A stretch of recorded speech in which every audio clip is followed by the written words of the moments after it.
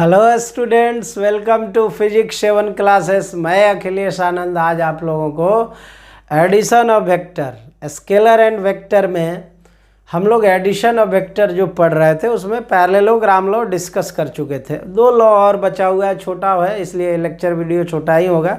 एक को हम लोग ट्रायंगल लॉ कहते हैं और दूसरा को पॉलीगन लॉ। तो पैरेललोग्राम लॉ में बेसिक हम बताए थे, पैरेललोग्राम लॉ और ट्रायंगल लॉ ये 2 वेक्टर को जोड़ने में यूज़ होता है, जबकि 2 से एक्सेस वेक्टर को जोड़ना है तो उसके लिए पॉलीगन लॉ है। तो ट्रायंगल लॉ छोटा सा है, आप देखेंगे, उसके बाद पॉलीगन लॉ डिस्कस कर देंगे। इस लेक्चर वीडियो में इतना ही, तब आगे और हम टॉपिक लेकर आएंगे। इसमें ध्यान दीजिए, ट्रायंगल लॉ तो डिस्कशन वाली बात यह है ट्रायंगल लॉ में कि पहले एक चीज़ आपको जानना जरूरी है। देखिए क्या है कि जैसे मान लीजिए हम कह दिए कि वेक्टर जो भी आप लिखते हो, जैसे ये वेक्टर है ना, हम यहाँ वेक्टर ए कह दिए। अभी आप इसको टेल बोलते हैं और इसको आप हेड बोलते हैं। एक वेक्टर में कॉन्सेप्ट बताया गया है कि अगर हेड और हेड मिल जाए,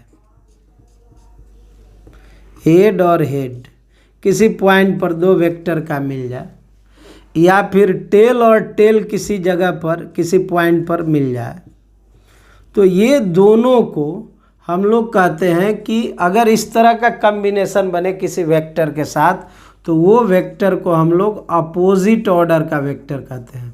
कौन वेक्टर? अपोजिट ऑर्डर का वेक्टर। ये ध्यान दीजिएगा, अपोजिट ऑर्डर है ना। और ये अपोजिट ऑर्डर में अगर वेक्टर है तो ऑलवेज किसको रिप्रेजेंट करेगा? रिजल्टेंट वेक्टर को। किसको रिप्रेजेंट करेगा? रिजल्टेंट वेक्टर को। ये चीज़ आप ध्यान में रखिएगा, ये आर को रिप्रेजेंट करेगा। ये थोड़ा और बढ़ाते हैं, जैसे हमारा हेड मिले और टेल हो, टेल मिले और हेड हो, ऐसा सिचुएशन बने है ना, उससे अलग है। अगर ऐसा सिचुएशन बनता है तब इसको अपोजिट ऑर्डर नहीं कहेंगे, सेम ऑर्डर कहेंगे।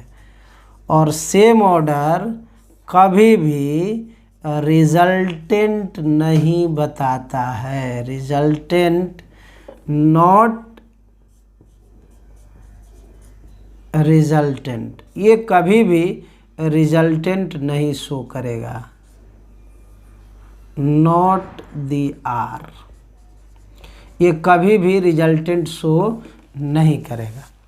तो ये समझ में आपको आ गया। अब इसको ट्रायंगल लॉ में बेस बनाते हैं। जैसे आप पैरेललोग्राम लॉ को आप ध्यान में रखें, कैसे बनाए थे पैरेललोग्राम लॉ, थोड़ा सा उसका हम एग्जाम्पल। एक वेक्टर आप इधर लिए थे, एक वेक्टर आप इधर लिए थे, ठीक है ना। इसके पैरेलल एक और वेक्टर लिए थे, इसके पैरेलल इसको ले लिए थे, याद है ना। इसका नाम आप ए दे दिए, इसका नाम आप बी दे दिए, इसका भी नाम ए के पैरेलल है तो ये हो गया, इसका नाम बी के पैरेलल, ये रिजल्टेंट हो गया था, ठीक है ना, याद होगा आपको। इसके बीच का एंगल आप कह दिए थे कि ये अल्फा है। हम करते कुछ नहीं है, हम इसको थोड़ा ढक लेते हैं, ये पोर्शन ढकिए तो देखिए तो आपको ट्रायंगल मिलेगा कि नहीं मिलेगा। तो जो आपको मिलेगा वो क्या होगा, आप कहिएगा ये वेक्टर ए, इधर तो ढका हुआ है, ये वाला गायब कर दीजिए, इधर ये गायब कर दीजिए, ये वेक्टर बी हो जाएगा। और ये जो मिलेगा ये रिजल्टेंट होगा। बिल्कुल वही वाला सीन है, कहीं कोई दिक्कत नहीं है। ये और बी को हम गायब कर दिए यहाँ से। अभी ये वाला एंगल पहले भी अल्फा था और इसमें भी ये अल्फा ही होगा। ए और बी का पहले भी एंगल थीटा था, इसमें भी एंगल कह देंगे कि थीटा ही होगा, दूसरा होने का सवाल ही नहीं है। अब ट्रायंगल लॉ में आप क्या देखें, ये आर है, ये वेक्टर ए है और ये वेक्टर बी है। देख लीजिए आप, ए का यहाँ क्या है, टेल, मतलब ये टेल टेल का कॉम्बिनेशन है, यहाँ हेड हेड का कॉम्बिनेशन है। तो टेल हेड, टेल टेल और हेड हेड रहे तो उसको आप कौन ऑर्डर बोलते हैं? Opposite order. और इस जगह देखिए तो ए का हेड है और बी का क्या है? टेल है। उसको सेम ऑर्डर, वो रिजल्टेंट नहीं बताता है। तो स्टेटमेंट यही कहता है कि if two vectors vector A and B are represented by the sides of the triangle in same order, then their addition vector or resultant vector will be represented by the third side of the triangle in opposite order। चलिए इस बात को लिख देते हैं, opposite order।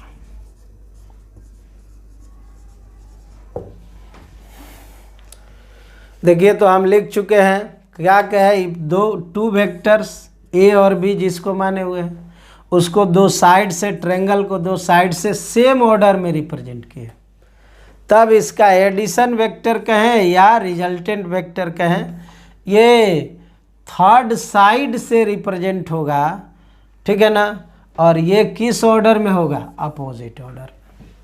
बात समझे? तो इस चीज़ को आपको समझना है, यही ट्रायंगल ऑफ वेक्टर एडिशन है। अब आप सोच रहे होंगे कि ट्रायंगल ऑफ वेक्टर एडिशन जो है, ठीक है ना, इसका फॉर्मूला, इसके रिजल्टेंट का फॉर्मूला क्या होगा? तो रिजल्टेंट का फॉर्मूला वही होगा, डायरेक्शन का फॉर्मूला वही होगा जो पैरेललोग्राम लॉ का। ये पैरेललोग्राम लॉ का अल्टरनेट फॉर्म है। तो आप ट्रायंगल लॉ को पैरेललोग्राम लॉ का एक अल्टरनेटिव सिस्टम मान सकते हैं, ठीक है ना। इसलिए आप रिजल्टेंट अगर इसका लिखना हो तो वही लिखेंगे जो आप उसमें लिखे थे।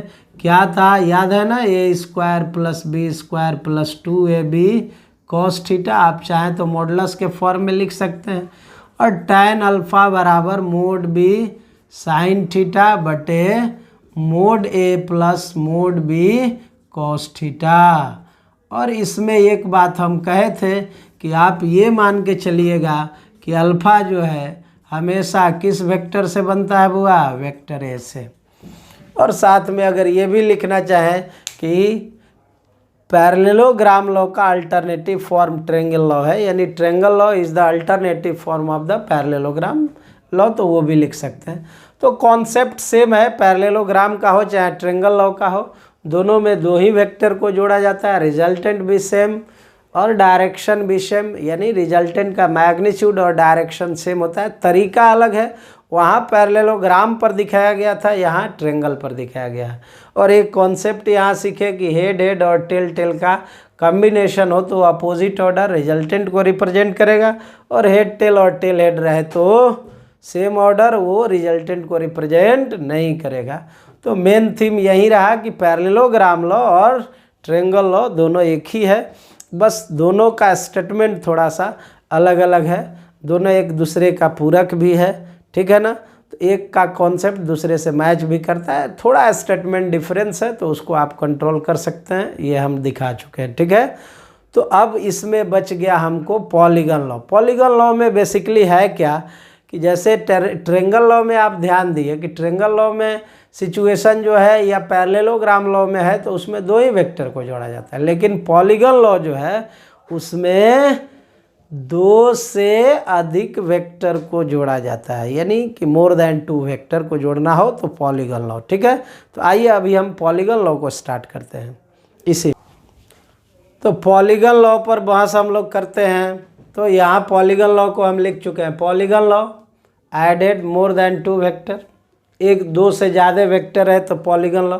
देखिए यहाँ हम एक ब्लॉक लिए हैं, इस पर एक फोर्स, 2 फोर्स, 3 फोर्स, बीच में डॉट डॉट कर दिए, बहुत सारा फोर्स लग रहा है। अब इस सारे फोर्स को जोड़ना है। अगर मान लीजिए हम कह दिए कि F1 ऐसे है, ठीक है ना, F2 ऐसे है,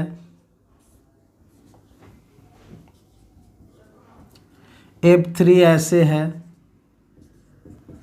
अब तो हमको पता नहीं है कि आगे का फोर्स कैसे है, आप कोई भी डायरेक्शन दे सकते हैं, इसमें कोई डाउट नहीं है,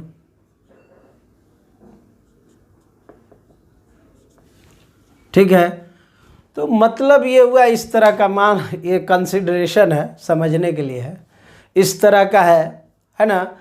तो अब ये देखिए, आप कॉन्सेप्ट सीखिए इसमें कि दो वेक्टर जोड़ना था तो पैरेललोग्राम लॉ या ट्रायंगल लॉ, जिससे आपको हेल्प हो, जो आसान हो, है ना, जिसमें कि रूल बहुत सारा होता है, लेकिन वो रूल हम लोग इम्प्लीमेंट में लाते हैं जिस रूल से कि इजीली हमारा प्रॉब्लम क्या हो जाए, सॉल्व हो जाए।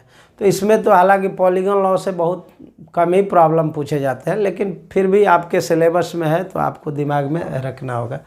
तो थोड़ा आप इससे आप ध्यान दीजिए। जैसे अगर कोई कहे कि इसका डेफिनेशन क्या होगा, है ना, जैसे कि पैरेललोग्राम का डेफिनेशन था, ट्रायंगल का डेफिनेशन था, तो इसका भी डेफिनेशन बहुत आसान है। सकते हैं कि if the number of the vectors are represented by the sides of the open polygon, sides of the open polygon, if many vectors, vector f1 f2 f3 and so on are represented by the sides of the open polygon in the same order, then their addition vector or resultant vector will be represented by the closed side of the polygon in opposite order।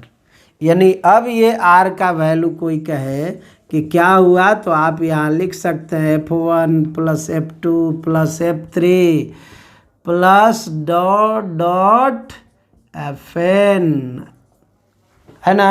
Definition क्या कहिएगा यहाँ से, तो कह सकते हैं if many vectors.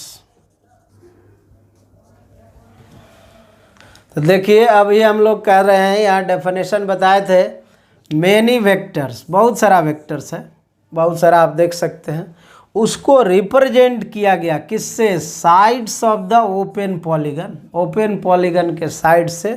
तब एक बात ध्यान रखना है, सेम ऑर्डर में होना चाहिए। देन देयर एडिशन या resultant vector will be represented by close side of the polygon in opposite order. तो ये डेफिनेशन हुआ इसका, ठीक है ना, कि if many vectors are represented by, if many vectors are represented by the sides of the open polygon in the same order, then their addition vector or resultant vector will be represented by closed side of the polygon in opposite order। ठीक है ना। एक बात और polygon law में जो famous है वो ये है कि आप ये चाहें, कोई कहे कि पॉलीगन लॉ ट्रायंगल लॉ का क्या है, तो आप कहिएगा polygon law is the extension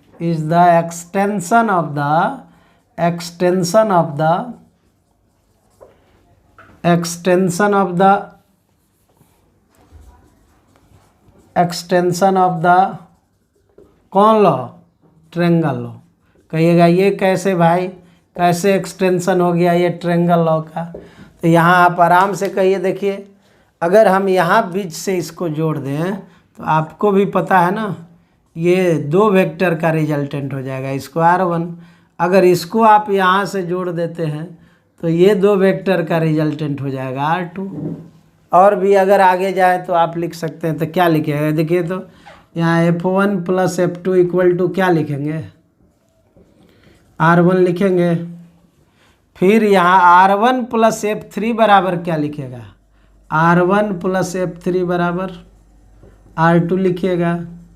फिर यहाँ r2 प्लस f4 बराबर क्या लिखेगा, r2 प्लस f4 बराबर r3 लिखिएगा।